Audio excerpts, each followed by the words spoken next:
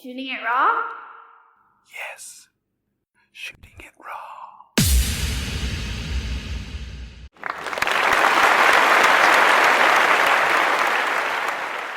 One of the difficulties of podcasting is the audio. It's all audio. And so people are really aware of quality. There's actually this company, it's called Zencastr. And I actually do use Zencastr if I'm recording with, let's see, what have I done? I've done Bali, I've done India, I've done South Africa, I've done, of course, the US, UK. So it works. That's the great thing about Zencastr. You could get video as well in HD, no less. The link's in the description. Make it happen. Use the promo code ZEN, Z-E-N if you're Canadian, or Z-E-N if you're American. Do that, and you'll get 30% off. You get 30% off the first 3 months. Use it. Do it. Start your own podcast. I'm sure that if you start a podcast, I will listen to it, and I would not be surprised if it was better than shooting it raw. So check it out, Zencastr.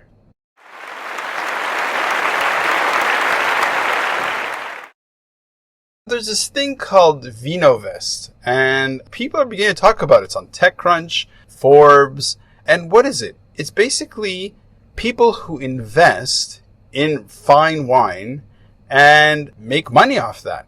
Fine wine is essentially, it's the best kept secret, right? Because wine doesn't really change in value all that much. It actually gains in value. So you actually get ownership of world-class wines, and it's attractive, and it's a really strong investment that wealthy people know all about this stuff. I mean, you get 500% returns. It's nuts. So VinoVest, links in the description as always.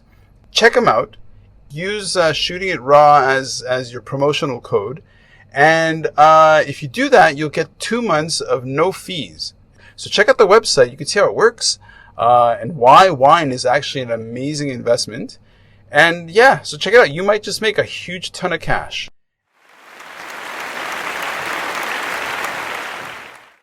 Ryan here, and this is Shooting It Raw. Thanks for joining. This week, I am going to reissue episode 34. And so Andrea Richey is here based in Hong Kong, and she's talking about Hong Kong Shark Foundation. And it might feel like that's super far away, but believe it or not, we all share the same biosphere, right? We all share the same planet. We're all affected. Even if you're in landlocked Australia, or landlocked North America, or landlocked Europe, wherever, your health, your well-being, the air you breathe, all this stuff is deeply and intimately connected with the health of the ocean. So join me and Andrea while we have this really amazing conversation, and hopefully you'll learn something. And thanks a lot for supporting Shooting It Raw. I'll catch you later. Photography, to me, I guess, is best explained in the old adage, a picture says 1,000 words. It's very emotive. It can really drive home, very powerful emotions. It can send messages that are very powerful. And especially at the Shark Foundation, from beautiful sharks in the ocean to all the way to the final, unfortunate product of something like shark fin. Andrea Richey, we are now sitting in the offices here in Hong Kong. Thank you for joining me on the podcast. We know each other already, haven't seen each other for years, and I'm really delighted by how you're spending your time. I love it. Okay, so let's just dive into the photographs, and then we'll hear the whole story. We'll talk about whatever you want. Great. Can I have a glass of water? Yes, you may. Great. Okay, fantastic. Okay, so the first picture, let me just describe it, because just to give people an audio anchor. Okay, so it's a picture of a shop in Hong Kong. It's very it's one of those shops of dried seafood. This is like a nice looking shop. It's not grungy or dingy, very bright. There are a lot of people around you. The light is all artificial light. There doesn't seem to be natural light spilling in from the street. So I don't know if this is a street shop, but you can see the dried scallops. You can see what I know to be large shark fin and small shark fin, and a huge amount of shark fin, of dried shark fin. So what is this photograph? Why start with this one to open the conversation? Great question. Thanks, Ran.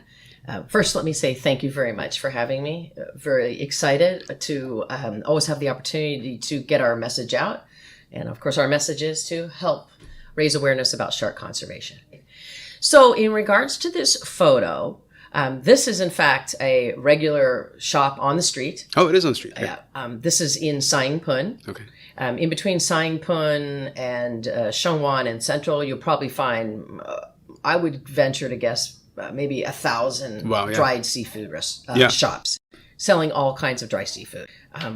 This shop, this particular picture shows myself taking one of my famous tours, where I take kids on field trips or reporters or anybody who wants to go. I put together groups every few weeks, maybe once a month, and most of the people actually are locals. Okay. I'd say 75-25, and 25% are probably people who live here or have lived here a long time. One of the most common comments I get is, I used to live here for years and I never paid attention and noticed all these dead shark fins right here that I walked by in these shops. Yeah, that area is called ground zero of the shark trade. I call it the dried shark fin market. Okay, sure.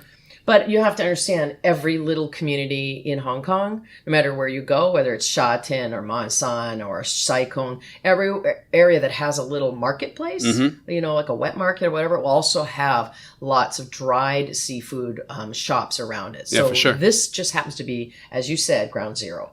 Is this particular shop, what is their relationship to you? Because when I went around, they were quite abrasive to me. So when you go around and you're what's their reaction? So when I go around, and depending on, of course, who my group is, I'll usually speak to the group in English or Mandarin, because I speak Mandarin. Oh, okay. Not so good at Cantonese. And so I'll usually be speaking to them in English and Mandarin, or I'll explain to them what's going on. And if the shopkeepers are kind of looking at us funny, I'll just start talking to the shopkeeper in Mandarin. Oh, okay. And I'll explain that, this is a group of interested people. These are students and they want to learn about Chinese culture. Oh, okay. And one of the most important things in Chinese culture, especially if you're getting married, are the big four, which is balsam cheeto, abalone, sea cucumber or sea slug, because it's really an animal, shark fin, and fish maw or fish bladder. So balsam cheeto in Cantonese. With these four things, people say you have a lucky marriage. They're the most expensive items that you can get, or some of the most. So it also gives you face when you have, say, a wedding or an annual dinner or a family gathering. They're pretty much they're very nice to me. They smile. They want to share. The only time is sometimes if they're taking photos, people in the shop might say, no. But we're standing on the street, which is a public area, so they don't really have any way. And they know that. Okay. Well, this brings up a really good point. So we met in 2003, 2004 in different capacity. But how long have you been in Hong Kong? I've been in Hong Kong 30 years. 30? Mm-hmm. Respect, man. 30 years. Wow, respect. Before that, I lived in China, and before that, I lived in Taiwan. Right. Oh, wow, nice. Yeah. Wow. So that's why I have Mandarin. So, so my Cantonese is not so good. Sure. So, these vendors all can speak Mandarin. Sure. Right? Because they're buying and selling with China. And we believe that 50% of the global shark fin trade is passing through Hong Kong. Does it remain? How much of that remains and how much of it goes to China, Singapore, Vietnam, etc.? It's very hard to know the exact data on that. Okay, just so that I don't sound as much of an imbecile, because the data, the information that I know is, at this point, I stopped really being hands-on in 2016. So how much have things changed since 2016 and now? So back then, just to remind you as an anchor, I think Bloom Foundation had just not just, but it completed their sort of wide survey of the population in terms of what the attitude was in the population as far as consuming and stuff like that. And so there was a downtrend that they were talking about in terms of local consumption. And I don't know if that was just a kind of, it just fell for a little bit and then it just came back, or if that trend is held. That is incredibly difficult to measure. Uh-huh. As you probably well know, surveys can be manipulated for an outcome. Mm-hmm. And many times we do a survey and, we don't look at the education or the demographics or the age or et cetera. But we found, and I think the survey you're talking about is one that was done by Hong Kong University. And they found there was a downturn in consumption. Mm-hmm. However, if you really look at the questions, if I went back and looked at the questions, they asked questions like, would you eat shark fin soup? And people said no. But then they followed on, but if it's put in front of you at a wedding, would you eat it? And they said yes. So you have to look at how you manipulate the data. Sure. And we call that passive consumption, where someone says, oh, I wouldn't buy it or I wouldn't eat it. But then when they go to an auntie's 88th birthday or a wedding, they will eat it. So, and they won't make any comment about it, which is why we try to educate people to be shark ambassadors, to explain why at their wedding they're not having it, to leave table tents that say this wedding had no shark fin soup because blah, blah, blah. So we have to be careful of data. Basically, it's hard to quantify. And when you can't measure it, you can't manage it very well. But the most difficult part about being an activist charity versus a scientific based like Bloom or WWF or Greenpeace, right? The problem with this is we don't have much data because we don't have our own marine biologists to create loads of data like the books and, lots of reports coming out, which gives NGOs credibility. And we are more grassroots, like Wild Aid, Sea Shepherd, and us. We are all of the same different kind of activism, where we're actually at the grassroots changing cognitive behavior, changing hearts and minds, instead of just saying again, oh, it's academic when you say the reef sharks are dying. Right. We know that, right? The numbers are down. Yes, we know that. We need to do action. It's like constantly saying climate change is a problem, but not doing anything about it. We feel that we really need another report about how the sharks are diminishing. But what I can tell you is we used to use the number 73 million. Then we kind of inched up to the number of 100 million sharks killed every year. And then last year in 2019, I was with Diego Cardonoza, who's a very famous marine biologist from Colombia, who's in Rob Stewart's Shark Water, who is doing some data research with Bloom and us right now that Hong Kong Shark Foundation is in fact funding. He told me, Andrea, your number, 100 million killed every year, that's not right. And I thought, oh, darn. But you know what? He told me it's more like 270 million. Wow. And the reason for that, and I don't have anything besides a scientist, just like Diego's, caliber and the data he's collected.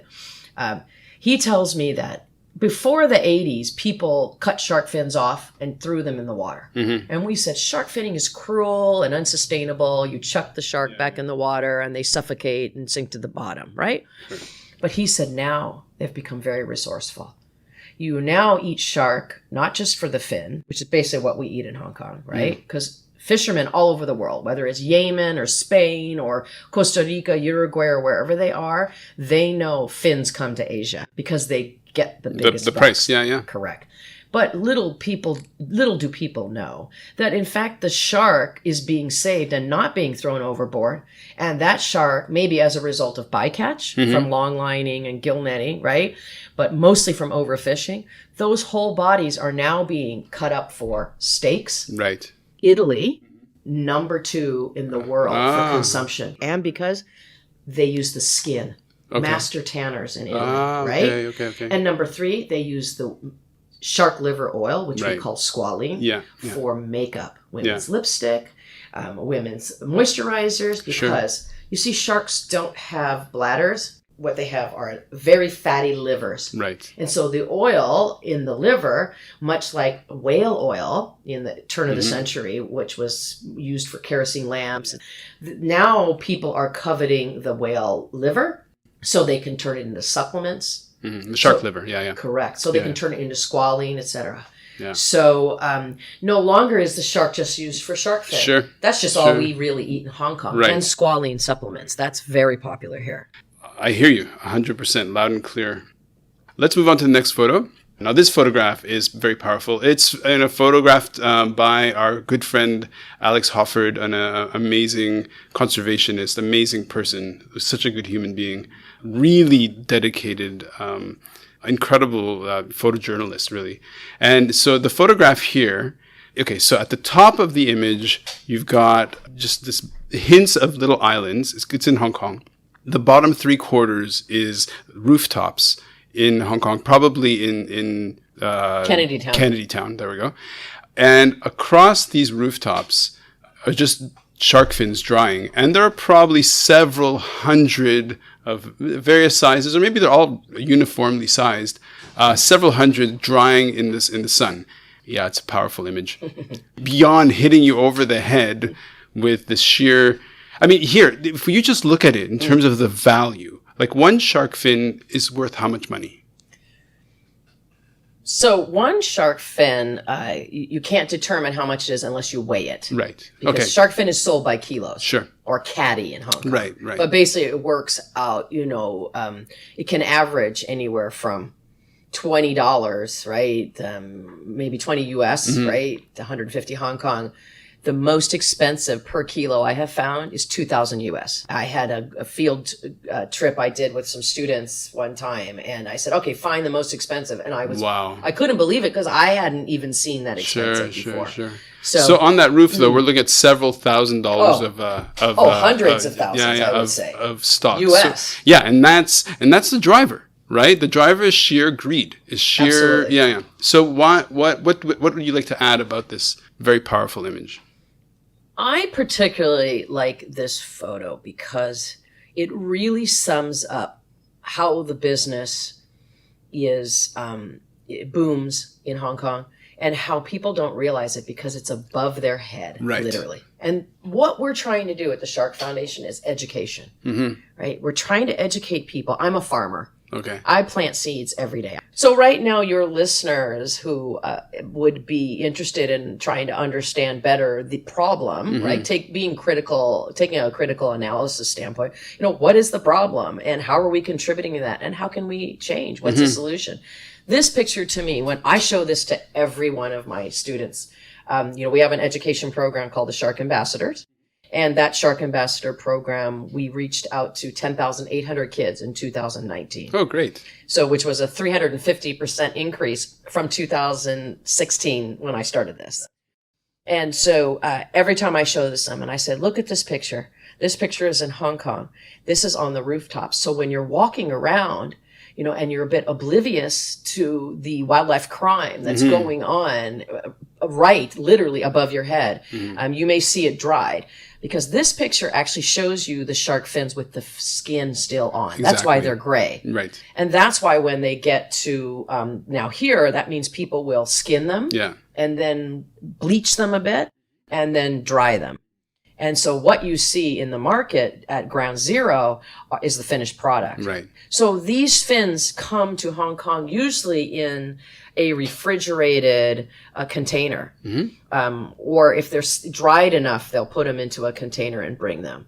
And we did have a huge shipment seizure, which is just the tip of the iceberg, really. It's just what they caught. Correct. So literally, if you think of an iceberg and what's at the top, they caught it. And this was back in 2019. In this year of 2020. And in that shipment was 2 containers from Ecuador. And, I don't know for a fact. I have a guess on why they got caught. But that would have been typical of the container ship that came. Not finished product, brought here, dried right here in Kennedy Town. Yeah. So students really, and people can really resonate with this because this is literally in their backyard. They can relate to it. What? Yeah. In my backyard? Right. And I think that really helps because out of sight, out of mind is too easy. Absolutely. And it's really great that one of the people who, so I've known Alex since the first day that I launched Shark Rescue, which was in August of 2009.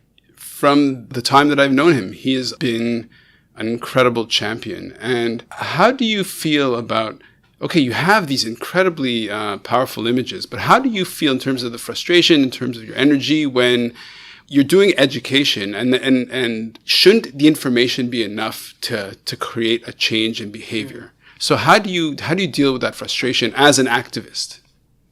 Well, that's another great question, because what you're talking about is, you're looking for a catalyst that you can help people make a cause and effect connection so that they'll stop. That's a cognitive behavior change, right? Right. So that people will stop doing something. And one of the ways is through a picture. And that picture, Alex had a great opportunity. He really did a wonderful job. But you definitely get compassion fatigue as you get compassion burnout. As an animal rights activist, as an activist, and Hong Kong has been through a heavy year of activism. Sure. And unfortunately, one of the things I learned from Alex is, images are just one thing. It's about, you plant those images, but you've got to educate people how to take action. Mm-hmm. How can an 8-year-old help? And so what I try to do is teach them that everybody can be part of the change. Mm-hmm. We're all agents of change. Even young people like Greta Thunberg, right? Yeah. She's a powerhouse of change. And she demonstrates how even young people can do one little thing and it makes a difference. I try to plant that same message. And how people can make change is simply say no to shark fins. Mm-hmm. That's the first thing. Mm-hmm. Then take that message to your family, to your classmates, to your church, to your community. And the next level is, sign a petition, get a petition going mm-hmm. to get other people of like-minded ilk to stop eating shark fin. And let's expand that message a little bit for people not in Hong Kong, in that if you're North America and you're in Australia or whatever, in the UK, the fish in fish and chips is very often shark meat. Absolutely. So, it's always easy to be, not easy, but it's always, that problem is over there. Yeah. But, I was in Montreal in 2016 and I was going to the grocery and they had sharks, like baby sharks all over, and, because they're selling it for shark meat. And interestingly enough, those sharks, they were finned. They send the fins to Asia, but the sharks there are, so it's not a problem over there. No matter where you are in the world, sharks are everywhere. So the problem is where you are. And in fact, the United States is like one of the major contributors of shark fins in the world, because they transit through the U.S. or they're caught off U.S. waters, like Florida, California, Mexico, right? They're caught off in the Pacific Ocean, Atlantic Ocean, and then they're just put in containers, the fins, and brought over here. So there was they're part of the supply chain. Yeah, exactly. There was a huge shipment seized in Florida just this year also. Or late 2019. And it's there. But, people don't realize it. Again, they don't realize that they're part of the problem. So that's why we educate on, all right, take a pledge. Say no to shark fin soup, right? Number 2, sign a petition. Start a petition in your school. It's particularly good for kids, et cetera, right? Circulate that around, see what you do with that. And thirdly, let's target companies that are directly and indirectly contributing to the extinction of the species. Case in point, Maxims. We started at Alex Hofford's direction back in 2018, 17. We started to target Maxims. Maxims Group has 55 Chinese seafood restaurants. And we asked them politely in a letter, stop selling shark fin soup. No. We had a meeting with them. They basically said, to sum it up and paraphrase the meeting, that's okay, we're not going to stop. We make too much money from shark fins, right? It's too much part of our tradition here. And so we went to the next level. We started to do petitions. We got kids involved. Then we went to the next level, which was to protest. We had several protests at their restaurants. And then the last petition was focused on one of their franchises, which is Starbucks. And 10 days before the protest, we're not sure exactly what was the catalyst. They decided to stop selling all shark fin products in all 55 of their seafood restaurants. Oh, great. Yeah. As of Jan 1, 2020. Now, that was in September 22nd, 2018. But the reasoning was they had a lot of stock. But I think they had stock, but they also had a lot of existing contracts, probably with wholesalers. And they had to run those out, or they were probably looking at some legal action. So to go back to your photo, which is essentially a screenshot of these two older gentlemen in their 50s and up, in front of a white kind of glass countertop. On it are very large, those are large fins, because if you imagine the size of a shark to have fins that large, so there's 7 fins of more or less decreasing size. These are probably sharks of at least, 400 kilos or whatever to a ton. They're massive sharks, and they're in a very kind of studio set of a kitchen with some nice countertops. There's the sort of the elegant tap behind. The lighting's very nice. It's obviously a studio for German pool. Let's sort of shame them a little bit. And it's like a product advertisement on a website. What is this? So this is a great picture. I think this kind of also sums up a lot of the culture and the sort of ostrich head in the sand, or the ostrich phenomenon, as I like to call it. Just burying your head in the sand and ignoring what the problem really is. This is a campaign by a local company called German Pool. Has nothing to do with being German. They're local? Yes, that's the founder right there. Oh, I always thought German Pool was German. Nothing to do with Germany. Those bastards. No, they make ovens and humidifiers and water heaters. Yeah, for sure, yeah. And they're very good at what they do. They've been around a long time. I think they have a very credible product. And they created a social media platform called Happy Kitchen. Okay. Happy Kitchen is where they have cooks come on and use their German Pool products to cook recipes. Sure. So the founder here is meeting with this gentleman who actually used to be the chairman of the MTR. Oh. And now he is a professor at Hong Kong U because he's retired. He's no longer the chairman as of 2019. Right. So these two gentlemen, he's called in his best mate, and they're going to do, which is very typical, what families, older generation, men and women in their 70s and 80s like to do, which is yum cha, to go out, eat yum cha, or have family gathering. Family is very important in our culture. So he's teaching this gentleman his best shark fin soup recipe. Yeah. So when I saw this, I was pretty shocked because at the bottom it says something to the effect of, this is how disingenuous it is, right?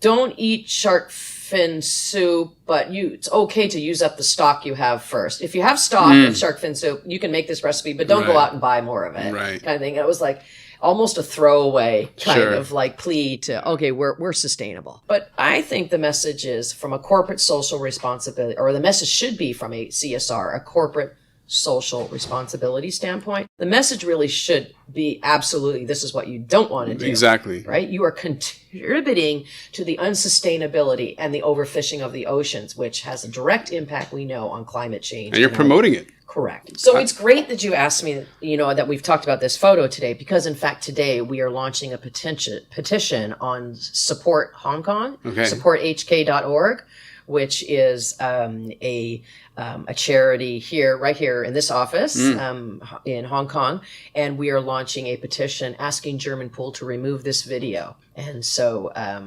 watch this space. Yeah. Okay, so around our podcast, I'm going to link to Hong Kong Shark Foundation's website. I'll put other links as well, as far as whatever you feel is useful. Okay, so let's go back to part of what's interwoven in Shooting It Raw is this idea that how can we inspire people to kind of step back from everyday life and push things forward a little bit, either for the greater good, issues that are bigger than yourself, however it is. So very inspirational. Okay, so listening to your language, I had mentioned this earlier, listening to your language, you have very clear professional services type language in the sense that I know that you worked in a law firm. Somebody listening to you who has a different mindset, first of all, doesn't have the experience that you have or the training, how did you go from there to here? Is it a big jump, or was it actually just a natural progression? In 2019, I was privileged to be asked to do a TED Talk at Chinese University, a TEDx talk. And that really helped me to fine-tune my message. And I had to really think about, how did I get in this, right? Mm-hmm. What would be interesting to people?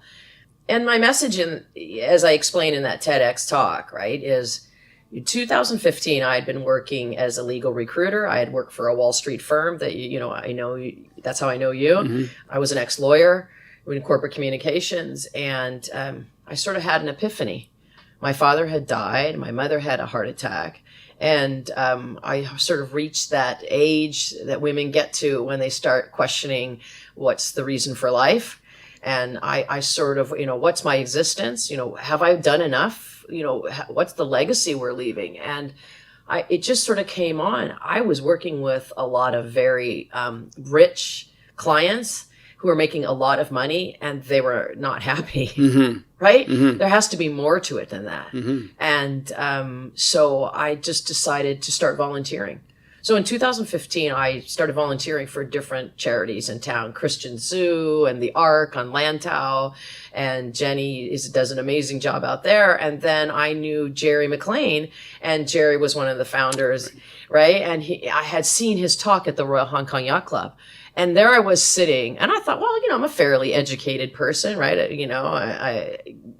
I've worked in an educated population, and then I get there and I see this, presentation with photos like I've showed you today, and I thought, wow, how did I not make that connection between the two? How is it I was, eating shark fin soup at weddings and not pushing back and saying, everybody, we have to stop this, right? And I didn't realize the actual decimation of that overfishing was doing to the shark population. Sure.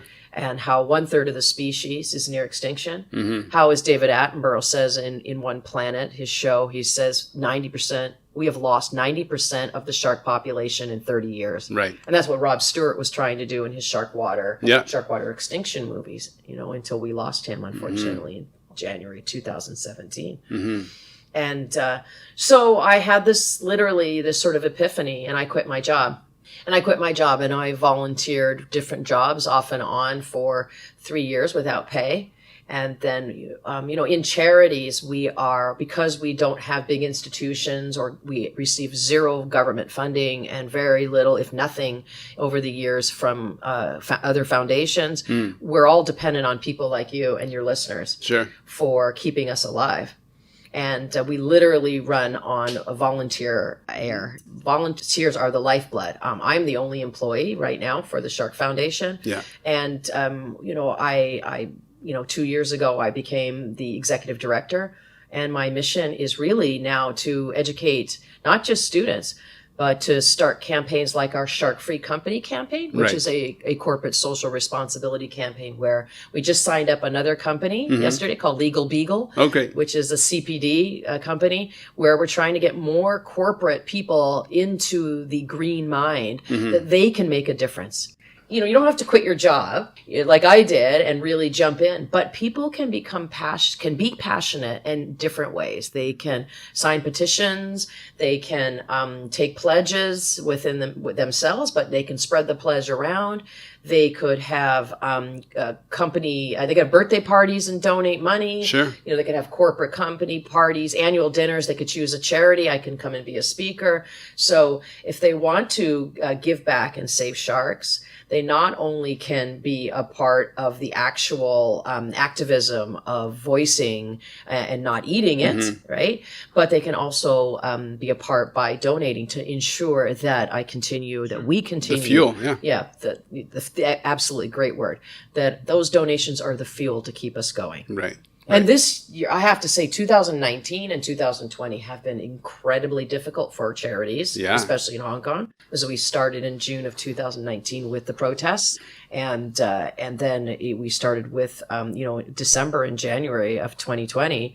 We started with the COVID-19, and people are concerned about their jobs and their health and their families. So donating to sort of a very, what some might see as an obscure charity, because they don't see the cause and effect between they don't think sharks are important.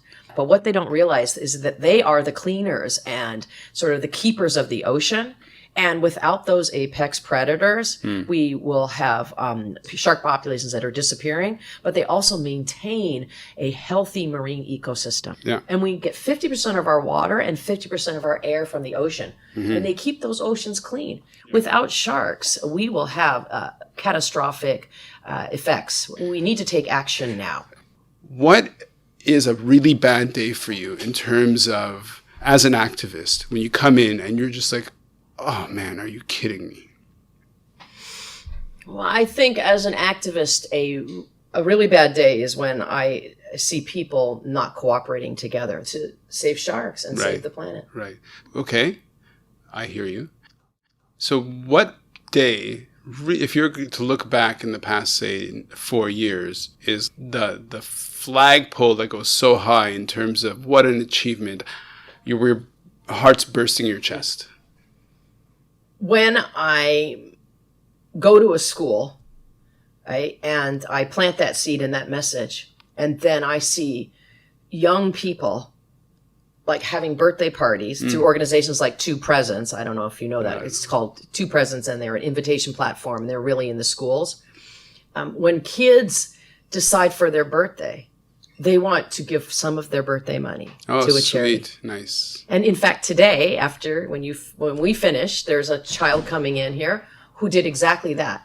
And then she will come in and we'll talk about the presentation that she saw I give at her school, and we'll thank her. We'll take a little photo. Nice. And with her parents' permission, we'll put that on social media, and we'll call her our shark hero. Nice. And we give her a little certificate. And she's a shark hero. A great day, and what keeps me going is when I see, kids like that, because they get it, they understand it, and they go a little bit further. They want to even give their money, because the reality is we're a business, and we still have to revenue generate somehow. Sure. We don't have much to sell except for education, right, and changing habits, and so that is a bad day too. Yeah. When because we go through ups and downs in a charity, and that's why we constantly have leadership succession problems. Because when a leader leaves a small charity like ours, they leave with everything. Exactly. And everybody starts from zero Exactly. again. And not many people want to do that. We just got we just got involved in an organization called Benevity. Benevity is like a vetting company for charities, for corporates. Okay. And Moody's, one of Moody's employees in Hong Kong, was kind enough to give us a donation. And then Moody's matched it. But we weren't on their list of corporate approved charities. Right. So we went through months and months of getting approved. It's an organization out of the US called Benevity. Okay. And we became approved. We're probably the smallest charity on there with some of the biggest impact, right, of what we do. And so that just got confirmed today. Wow. And I'm really excited. It wasn't, a huge amount of money, right? Little wins. Wins. But over 1,000 Hong Kong dollars, you can get a tax deductible receipt. That's not so big for people in Hong Kong. For people like in the U.S. who pay a lot of taxes, right, or Australia, or Canada, in the U.K., tax deductible receipts are helpful. So that's really, that helps a lot. And we just got a donation from the Royal Hong Kong Yacht Club.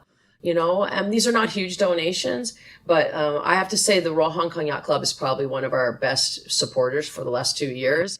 And they give us a donation every year, and they're not a huge fundraiser, but it's just that kindness that will keep us going for another month kind of thing. So one thing that I realized was that if you can make a difference here, it'll have, because of the its importance in the supply chain, in terms of consumption, in terms of all that stuff, make a difference here, it'll have an impact. Absolutely. May I give you an example of that impact? Yeah. So there's a 16-year-old girl who goes to private boarding school in New York City. Mm-hmm. She happened to see our Instagram account because we're on Facebook, Instagram, LinkedIn, Twitter, and Weibo, right? Mm-hmm. She saw our Instagram account and she went, wow, I want to help those guys. And she reached out to me and she said, hey, I want to help you. I'm a 16-year-old girl. I'm good at social media. What can I do? And we've been working now. Her name's Catherine. She's unbelievable.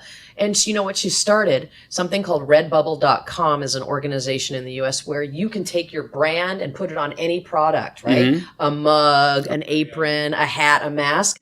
And she put it on 15, 16 products. And she's been selling our brand in the US. Wow. No one in the Hong Kong. They're all in the US. I think it's because the shipping is kind of prohibitive, right? So I've got all these fans now buying Hong Kong Shark Foundation products in the US.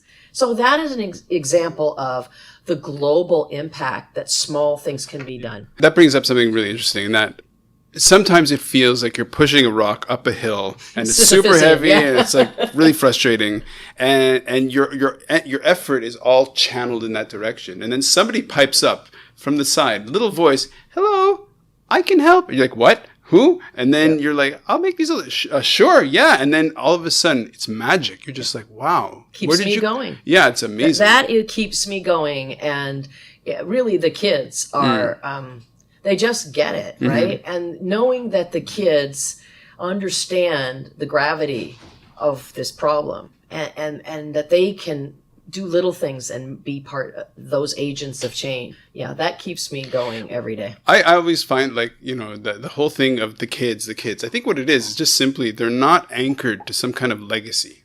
Somebody who's 15 now, who's 20 now, their coming of age or their awareness is into this conversation, this awareness, global awareness, where more people are talking about environmental protection, the issue of oceans, whereas they're not held back by older generations who have this legacy of, we always did this, we've always done this, Correct. It's fine, you know. And so a bit of optimism.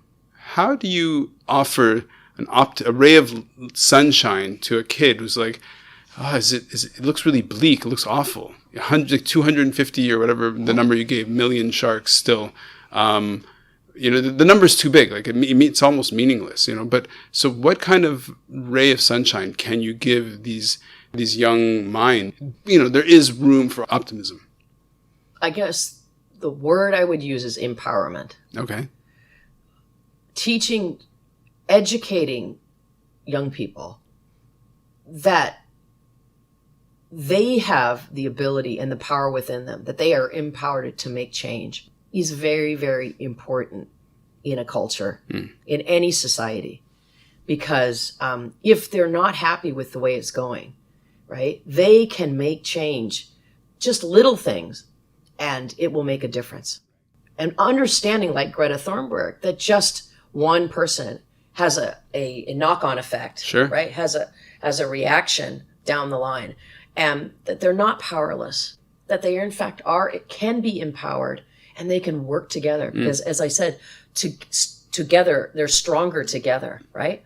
And so we have a saying that when the buying stops, the killing stops too. And in Mandarin we say, 中文我们说没有买卖就没有杀害. When the buying stops, then the killing stops too, right? So if they understand that by just stopping the buying has a direct effect on the killing, sure. It just, it really sums up what we're trying to do here.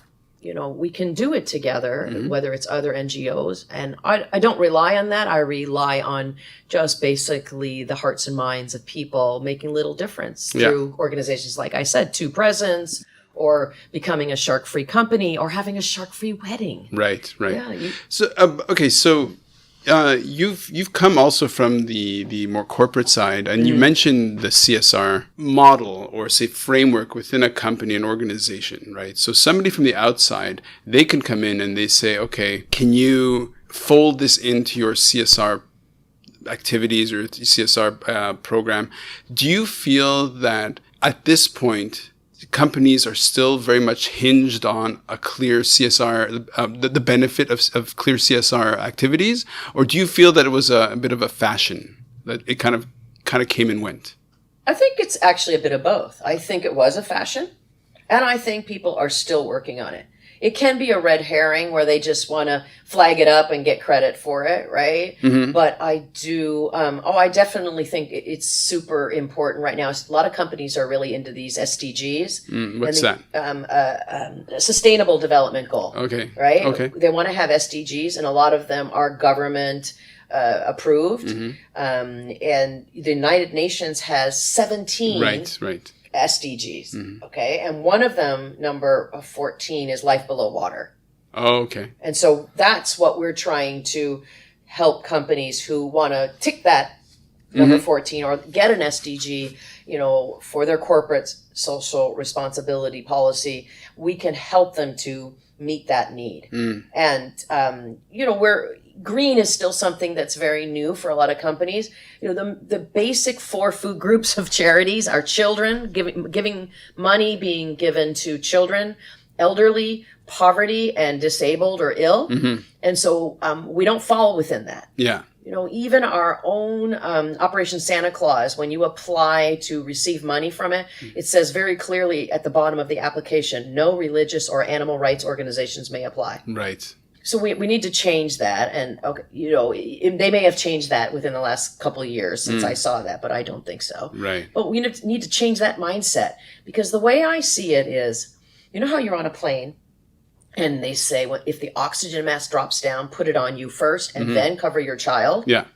I believe the green factor, the oceans, the climate change, the sharks, I believe these factors are the umbrella, which are over the children, the poverty, sure. the elderly. Because if we don't have clean water, if we don't have clean air, if we don't have a healthy environment, right? If we're eating sharks with heavy metal in them, like heavy metals like arsenic, mercury, lead, right? And that's just not in sharks, by the way. Pretty much all fish has that. We need to stop eating.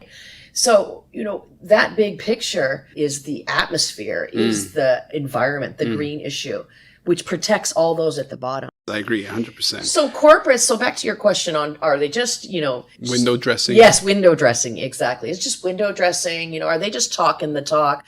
I think corporates want to do, like the big investment banks that want to do something to not only be seen as giving back, but actually doing something for the bigger picture, right? The climate, and do something green. But it's hard for them. It's a bit of a Leviathan. It's like you're in a big, huge Carnival Cruises boat and you want to turn left. You have to start now, right? Yeah. It takes, versus if you're in a speedboat, you automatically can turn. We can turn, So I know that it's difficult for them, but if they take a chance on sharks, they're not just doing sharks. They're not just saving sharks. They're saving the oceans. It's the whole oceans, absolutely. Because the problem is overfishing, right? Sharks are the bycatch and they're being overfished. And so we can't just say, well, these only 10, really only 10 species are protected under the United Nations CITES law, right? There are 2 new that have been added. Right. But there are basic 10 sharks, right? Great whites, basking, whale shark, there are others. But we need to be saving all the sharks. Sure. Is it? It's 300 species, right? Over 450. Okay, 450. I hear different numbers all the time. Yeah. So over 400, over 500. I like to go in the middle. Right. So again, we don't know, because every day, if you're a marine biologist and you're out swimming, you might find a new species. So it takes time. But the point is that there's a lot of species, over 450, and only 10.